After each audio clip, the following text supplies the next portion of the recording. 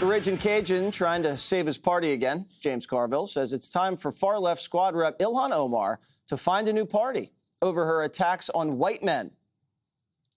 And I'm saying, wait a minute, let's stop. All right, in 2024, 72% of the people that voted were white. All right, that's just a fact. Of that 72, probably 48% or 48.5% were male. About 33% of the people that are going to vote are going to be white males. Well, it's stupid to attack 33% of the voters. It's just insanity. But nobody in the Democratic Party ever gets the memo that insulting voters is a bad strategy. Jamil Hill is smearing right-wing Cuban and Latino communities as being soft targets for misinformation. Listen. They are very soft targets for misinformation. Cubans hear socialism, communism, and as long as the Republicans use those words to describe Democratic policies, they will vote Republican every time, even if they're voting for themselves to be put out of America. All right, so Ilhan has to leave the white men alone, right, Tyrus? Yeah, or not. You guys do a good job, but you guys don't seem to be fazed by the insults. You actually have very thick skin. We take it well. Look that up. I feel like Carville. Why does it always come from somebody not in the game anymore? Yeah. Like he's on the sidelines, and unfortunately, apparently, they're dressing him like his grandchild. Like he looks like he's in a toddler outfit with a hat. And listen, I'm all for rocking a hat, but again, I don't see how this helps or move the needle. It's not his party anymore. It's a progressive party. It's not they don't care what he has to say. He's part of the problem. He probably did that interview on stolen land, Jesse. Yeah, he probably did. You probably did. He does not look like a white man. No. He's leaning more towards like one of my lizards, to be honest with you. But, he's got the whole little, it's just, if you're going to do this, fix the collar. I mean, it just looks like he's wearing the arm sleeve. It was short sleeve.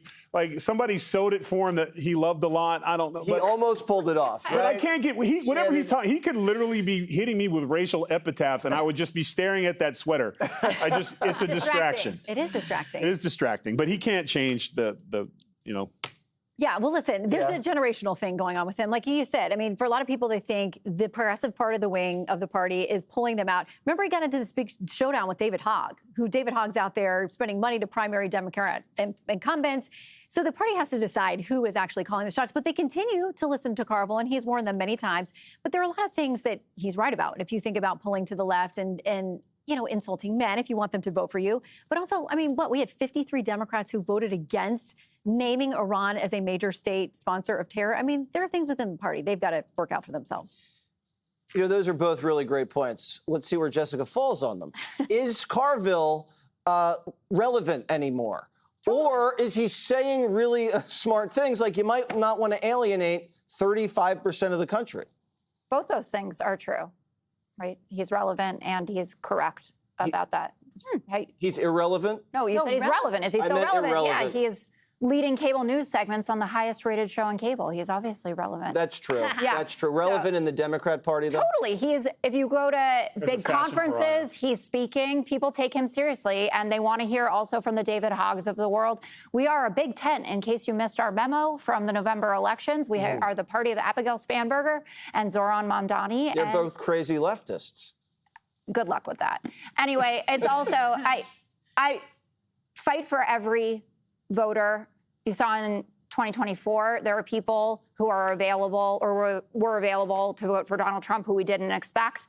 People are up for grabs. Treat them with respect and let Republicans make mistakes.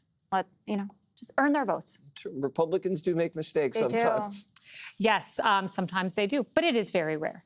Jessica, I just want to throw out my socialist talking points and agree with you that I think he's very fashion forward. I absolutely love the sweater. I think this is like Fetterman 2.0 when Fetterman brought to Vogue the hoodie. I was an early lover of the hoodie, and now people have kind of glommed on. Like we women, we actually put hoodies in our blazers. It's like a fashion thing. So this, maybe a year from now I'll be wearing a sweater like that. I would say I'm glad you say he's a serious contender in the party. He is. And he admitted to me he wants to nuke the filibuster, make D.C. and Puerto Rico states, and get rid of the Electoral College. If you think that Democrats will not do that, you are deluding yourself. you are ignoring James Tallarico. Once again, the wonder boy of the party also wants to nuke the filibuster, the so-called moderate. Okay. Really good discussion, guys. I enjoyed that. Thank a lot. you. Hey, Sean Hannity here. Hey, click here to subscribe to Fox News YouTube page and catch our hottest interviews and most compelling analysis. You will not get it anywhere else.